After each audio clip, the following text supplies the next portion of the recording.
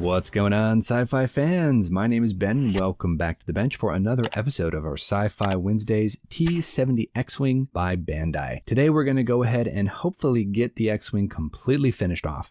So that means future, weathering, detailing, and then finally flat coat. Also the astromech droid as well. So last episode we had everything all nicely painted. All the detail work is done. So these are the colors. We do have to paint that astromech droid. As you can see, we've done nothing on him yet, but that shouldn't be all that difficult, just kind of tedious. In terms of the rest of the painting, everything else looks good. We've got our silver bands, our red bands, our accents in gray and red on the S-foils. Everything is looking pretty snazzy, so I'm happy with how this is turning out. We do have to go ahead and figure out what to do here though. For the engines, we need to do some weathering, do some panel line accents done. We have to paint up these little gun ports right here on the side of the fuselage, and then finally gloss coat everything, detail it up, and then flat coat. So that is kind of the plan. Not too bad, but we still have a bit of a ways to go. Today also, we need to work on the base. We need to figure out what to do with that. And to be honest, I've actually been kind of thinking a little bit off camera and trying to figure out the best way to do this. And I think I've come up with a pretty good system. But first we have to go ahead and talk a little bit about power. Now originally I had planned on doing just a basic switch, then a 3-volt battery pack for 2 AA batteries, and that was that. But as I got kind of to poke around on Amazon looking for some sort of micro switch, I found these instead. And I think this is going to make the actual base a lot cleaner and a little bit easier to work with. So we have AA batteries here. This is my old battery pack, and this is the new battery pack. And if you notice, we have a built-in switch. So that's going to be a lot easier, guys, than having to go ahead and drill a hole through the base, rig up a switch, and get everything hooked together and screwed down. This way, it's all nicely contained. It can just go in the bottom of the base, hidden inside underneath, and then we'll just have everything hooked in there. We'll have the switch we can operate on and off. We don't have to worry about it. It keeps the outside very clean. You remember from a couple episodes ago, I also mentioned using this highly mirrored Rebel Alliance symbol. I had originally wanted to go ahead and overcoat this entire thing, strip off the chrome, and then paint it with this Vallejo red, but I don't think I'm going to do that. You'll notice that it's very highly reflective, and I'm kind of thinking maybe I will utilize that for my own good.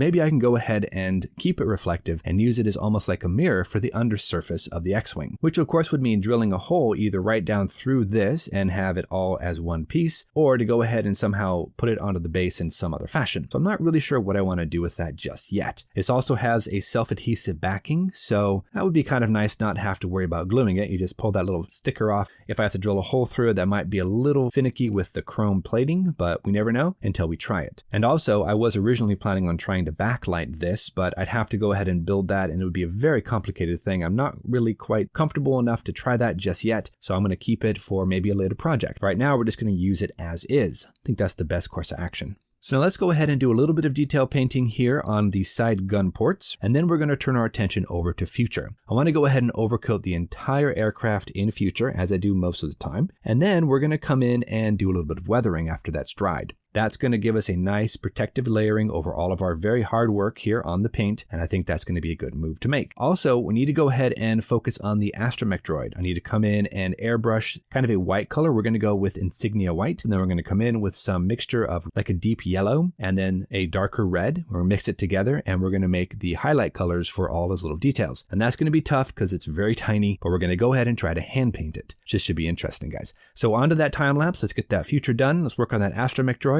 and see how we turn out. Let's get going.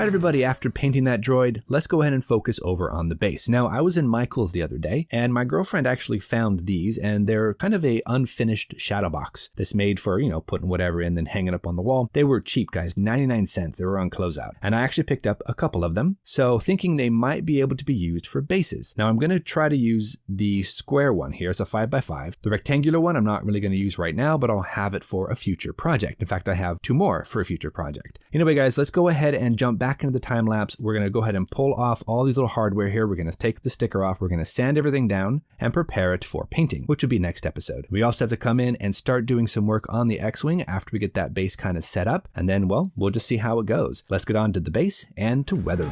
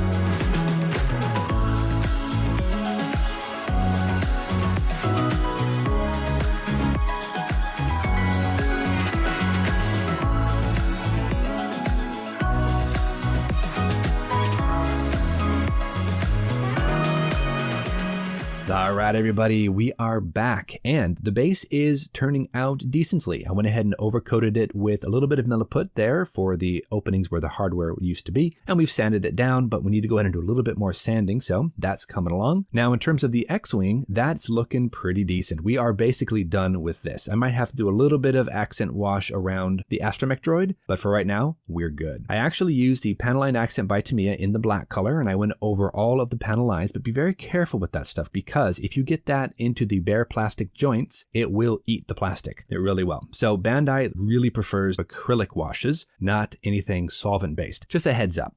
I also went ahead and did a little bit of powder work with my AIM weathering powder in dark gray right up here around the nose, and I wanted it to look a little bit like it was coming down through the atmosphere. Maybe it kind of cooked the paint just a little bit. I also did a little bit of streaking here and there, went over certain areas. It's not perfect, mind you, but I'm pretty happy with it. Now on next episode, we're going to have to come in and paint the actual stand. We're going to go with a nice glossy black, and then we have to figure out how to get that mounted onto our base. And the base itself is just that wooden shadow box unfinished, and we are going to hopefully get that battery pack tucked up right up inside there. We have to come in, do a little bit of sanding over this milliput filler that I used, and then we'll come in, we'll prime it, and then we'll go ahead and hit it with a gloss black. That I think will be really striking. So I'm not sure how this is going to go necessarily 100%, but if that works out and if it looks good, I might also go ahead and take that Rebel Alliance symbol, take off the backing, and stick it right down to the front of this box. I think that'll look nice. So anyway, thank you so much for joining me. We're going to go ahead and push on with the X-Wing, get the base, get the stand, get all of this nicely finished up. Hopefully next episode, we will be done with our T70 X-Wing by Bandai. So until our next episode, everybody, you know the drill. Go out there, get yourself some bench time, have some fun, build something cool, and we'll see you back here on episode 9 of our T70 X-Wing. Thank you so much, everybody. We'll see you soon.